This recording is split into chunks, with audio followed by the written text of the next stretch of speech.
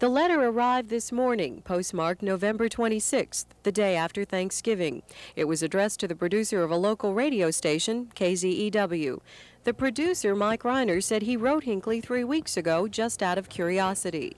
He was writing all these other newspapers and radio stations when they would write him. We just wanted to see if he would do the same thing to us. What did you want to know? Just essentially very superficial things. What did you used to do when you lived in Highland Park? Where did you hang out? Why'd you do it? In the letter, Hinkley apologized for making Rocky's pawn shop so notorious. He said, "I could have bought the gun anywhere." He went on to say he still remembers old Highland Park High School friends and occasionally hears from them. He says he always responds. Hinkley mentioned his favorite hangout on Fitzhugh Avenue, and he talked about the kind of music he liked, new wave songs by Devo and a song called Heroes by David Bowie, which he says he listened to while stalking Presidents Carter and Reagan. But the last thing Hinkley wrote mentioned future plans to move back to Dallas, his favorite city.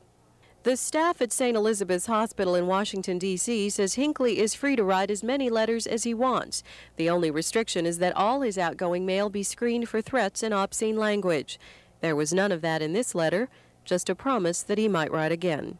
Lynn Sue Shepard, Channel 8 News. The letter arrived this morning, postmarked November 26th. The return address said Hinkley. It was sent in care of KZEW Radio.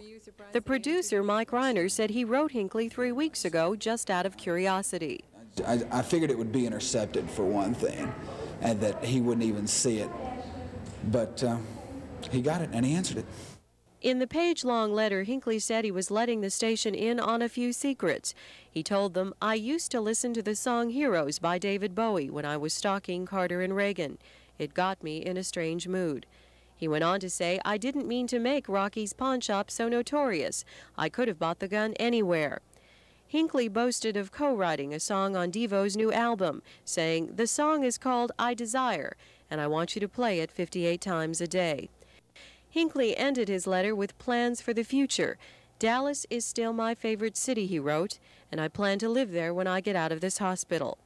For the time being, though, Hinkley is confined to the St. Elizabeth's Hospital in Washington, D.C. He'll stay there till the courts decide he's fit to leave. Until then, KZEW will be checking its mailbox. Hinkley promised to write more later.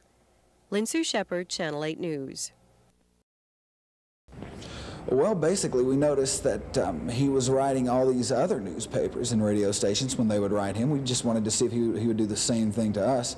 We also wanted to find out just how secure that hospital really was, whether or not they were really opening his mail and screening as they said they were.